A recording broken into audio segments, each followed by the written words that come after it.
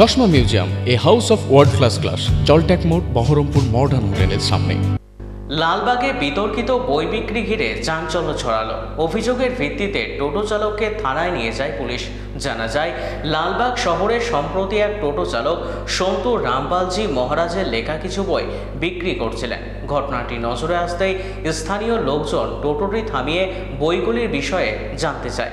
স্থানীয়দের অভিযোগ, ওই বইগুলিতে সনাতন ধর্মকে অবমাননা করা হয়েছে এবং বিষয়টি নিয়ে উত্তেজনা ছড়িয়ে পড়ে এলাকা জুড়ে। 10 টাকা করে বিক্রি করছে, বহুবার এদেরকে বারণ করা হয়েছে।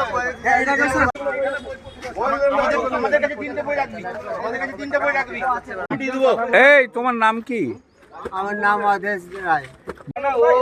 বোঝাতে হবে এরা হচ্ছে এজেন্ডার। এই যে এই বই, এই যে এই তিনটে বই এই ব্যক্তিরা, এই ব্যক্তি একজন রেপিস্ট, একজন জেল খাটা আসামি।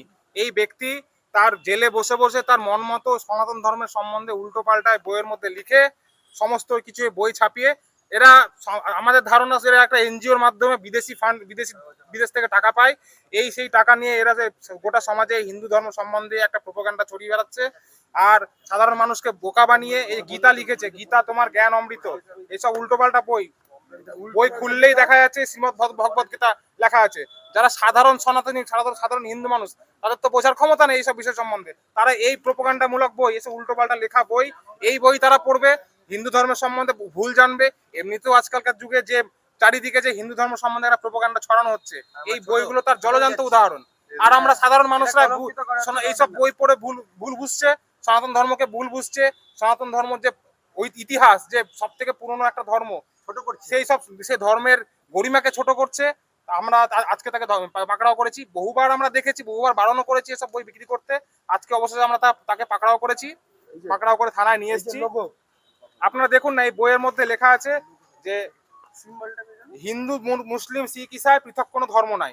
এই বিষয়ে কিন্তু তারা কোরআন সম্বন্ধে বা বাইবেল সম্বন্ধে এরা কিন্তু বলতে পারবে না, ক্ষমতা নেই। কিন্তু এই একমাত্র সনাতন ধর্মের ধর্মাবলম্বী মানুষরাই, যারা হিন্দু ধর্মের মানুষ, তারাই কিন্তু সহনশীল মানুষ, তারাই সহ্য করছে বলে আজকে এদের মতো লোক এখনো রাস্তায় ঘুরে বেড়াচ্ছে।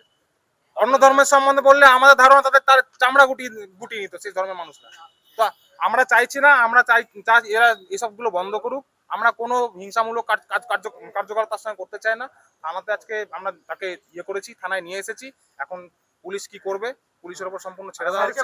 আশা রাখছি বক্তব্য তাদের যদি পয়সা, আমাদের বক্তব্য তারা যদি তাদের পয়সার জন্য করে, ইনকাম সোর্স হিসাবে দেখে, তাহলে তারা সনাতন ধর্মের যে আসল ধর্মগ্রন্থ গীতা বিক্রি করুক, রামায়ণ বিক্রি করুক, বা ডাইরেক্ট কোরআন বিক্রি করুক, বাইবেল বিক্রি করুক। এই সব প্রোপাগান্ডামূলক বই কেন? আর এটা সম্পূর্ণ রূপে এই বইটা ছাপাতে কমপক্ষে 40-50 টাকা খরচ আছে। ও 10 টাকায় এই বইটা বিক্রি করছে কি করে? এই তিনটে বই 30 টাকায় বিক্রি করছে কি করে?